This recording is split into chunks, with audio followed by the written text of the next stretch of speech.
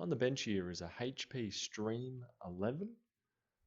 Now I've already removed the screen and digitizer out of the laptop. There's no point really showing that. I believe I've got other videos showing that.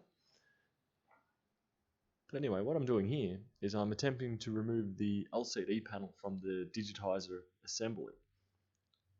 So I'm using a Phillips head screwdriver, removing these two brackets on the left hand, or one bracket on the left hand side, one bracket on the right hand side, both held down by screws.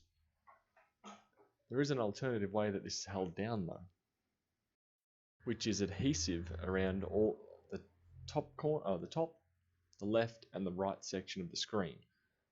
There's very little on the bottom, but there still is a little bit there.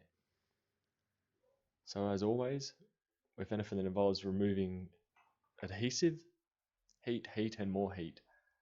Possibly isopropyl if you like, but I'm not going to use that on this one just because it's an LCD panel. I don't really want to do any damage to that and don't have the risk of that. So I've had it now on the heat pad at 75 degrees Celsius, as you can see upside down near my hands right now. And I'm just using some tweezers just to lift up or get a bit of a lift on the display. And then from there I'm going to use my thin pry tool. My thick one's no good. Once I get a bit of leverage in there, hopefully I haven't lifted it up too high that it fractures the LCD panel. But from there,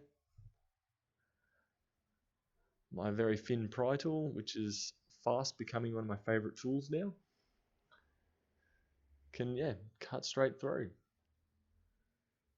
So I'll work my way around all edges, and that should successfully get this out without damaging it. So rather than having to buy a digitizer and LCD panel, I should just be able to buy the digitizer and replace just it.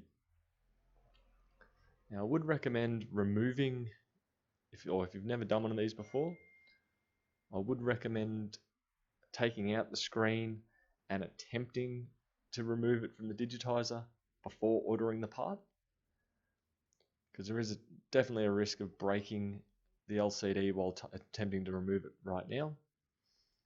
And it's best to, it'd be much better in your time factor to know that, crap, I've already broken the display, or instead of ordering the digitizer, getting it, attempting to remove it, then breaking it, and now needing a screen, it's going to be cheaper and quicker just to attempt to remove it prior to ordering the part.